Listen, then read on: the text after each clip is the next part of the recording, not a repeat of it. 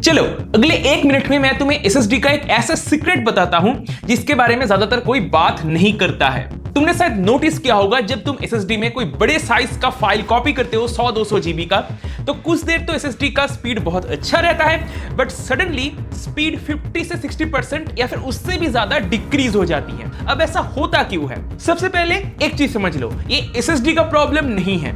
अगर तुम daily hundreds of GB का फाइल ट्रांसफर करते हो एसएसडी में, तो तुम्हें ऐसा एसएसडी परचेज करना चाहिए जिसमें सूडो एसएलसी कैश ज्यादा है। हाई एंड एनवीएमई एसएसडीज में तुम्हें 800 जीबी, 900 जीबी या फिर उससे भी ज्यादा सूडो एसएलसी कैश देखने को मिल सकता है। अब जितना एसएलसी कैश ज्यादा होगा उतना ही तुम्हें ज्यादा देर के लिए, मतलब ज्यादा जीबी का फाइल तुम हाई स्पीड में ट्रांसफर कर पाओगे।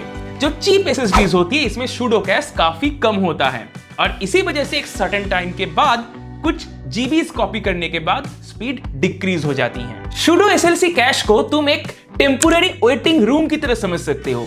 जब तुम डेटा कॉपी करते हो तब सबसे पहले इसी पोर्शन पे डेटा राइट होती है एंड उसके बाद बैकग्राउंड में ये डेटा सूडो एसएलसी कैश से टीएलसी या फिर क्यूएलसी में ट्रांसफर हो जाती है। लेकिन अगर तुम कंटिन्यूअसली बहुत बड़ा डेटा राइट कर रहे हो, फॉर एग्जाम्पल 1 टेराबाइट की कोई फाइल राइट कर रहे हो और उस एसएसडी की सूडो एसएलसी कैश है सिर्फ 200 जीबी का, तो जैसे ही 200 जीबी भर जाएगा उसके बाद राइट स्पीड काफी गिर जाएगी, क्योंकि अब जैसे ही सूडो एसएलसी कैश भर गया तो टीएलसी या फिर क्यूएलसी में राइट करने के अलावा एसएसडी कंट्रोलर के पास कोई ऑप्शन ही नहीं रहेगा और इसी वजह से राइट स्पीड बहुत ज्यादा गिर जाती है। अब एक इंटरेस्टिंग बात सुन लो, एसएसडी में जैसे डेटा ट्रांसफर खत्म हो जाती है तो एसएसडी का कंट्रोलर बैकग्राउंड में एसएलसी कैश को खाली करता रहता है और उस डेटा को सीधा क्यूएलसी या फिर टीएलसी में ट्रांसफर करता रहता है ताकि नेक्स्ट टाइम फाइल ट्रांसफर में मैक्सिमम पॉसिबल स्पीड मिल सके।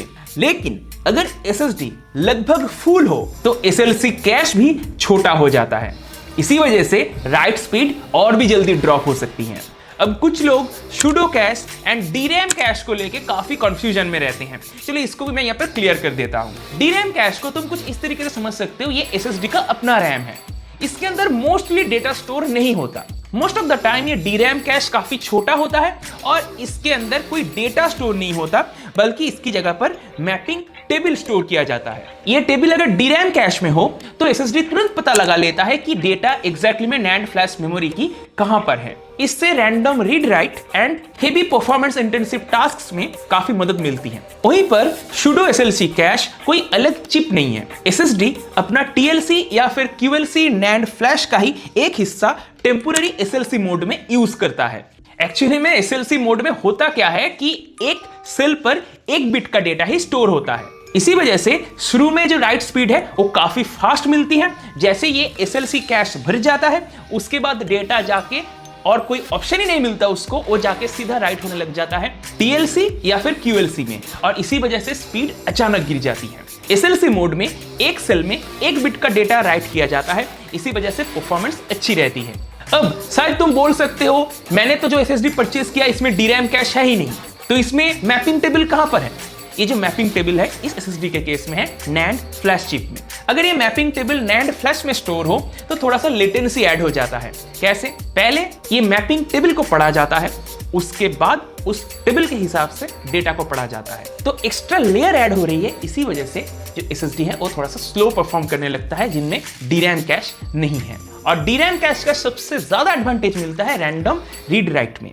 अब कुछ एसएसडीज ऐसे भी होते हैं जो HMD को सपोर्ट करता है। इसका मतलब एसएसडी तुम्हारे जो रैम स्टिक्स है कंप्यूटर में लगा हुआ उसका कुछ portion as a form of cash use करता है। तो अगर ऐसा एसएसडी है तो इसके केस में जो परफॉर्मेंस ड्रॉप है वो नहीं होता मोस्ट ऑफ द टाइम। अब आते हैं मोस्ट इंटरेस्टिंग पॉइंट पे, ये चीज तुम्हें कोई नहीं बताएगा। Gen 5 SSD से सबसे बड़ा जो प्रॉब्लम है वो है हीट। Gen 5 SSDs रिडिकुलसली गर्म होती हैं, 90 डिग्रीज तक इनका टेम्परेचर पहुंच जाता है। तो इसीलिए Gen 5 SSD अगर सिस्टम में लगाना है तो प्रॉपर हीट सिंक होना जरूरी है। अब यहीं से एक और दिक्कत भी है, Gen 5 SSDs इतना गर्म हो जाती है कभी कभी, अगर बहुत टाइम से उसमें डेटा ट्रांसफर हो रही है तो वो अपना स्पीड को घटाना शुरू कर देता है। हाँ, एक और बहुत बड़ा मिस्टेक लोग करते हैं, Gen 5 SSD परचेज करके बोलते हैं अब मुझे Gen 5 मतलब 14 Gbps का स्पीड मिलेगा। बिल्कुल नहीं भाई। अगर तुम्हारा मदरबोर्ड PCI Express की Gen 5 को सपोर्ट नहीं करता है तब कभी भी तुम्हें 14 Gbps का स्पीड नहीं मिलेगा। अगर मदरबोर्ड Gen 4 का सपोर्ट करता है तो उस SSD से Gen 4 का ही स्पीड मिलेगा, मतलब 7 Gbps पे तुम कैप्ट हो। तो Gen 5 में जो तुमने एक्स्ट्रा पैसा डाला है वो बेकार है। तो पहले चेक कर लो तुम्हारा जो मदरबोर्ड है वो Gen 5 SSDs को सपोर्ट भी करता है कि नहीं। अब तुम मुझे कमेंट करके बताओ तुम्हारे सिस्टम में Gen 3 SSD है, Gen 4 SSD है या फिर Gen 5 SSD है, या फिर तुम SATA SSD में चला रहे हो या फिर अभी भी हार्ड ड्राइव यूज कर रहे हो। कमेंट करके जरूर बताना। अभी के लिए इतना ही। मुझे उम्मीद है वीडियो पसंद आया होगा। अगर तुम्हें यह समझना है कि सेकंड हैंड पीसी पार्ट्स को परचेस करना चाहिए या फिर नहीं, कौन से पीसी पार्ट्स को सेकंड हैंड लेना चाहिए या फिर नहीं, तो ऊपर के वीडियो देखो।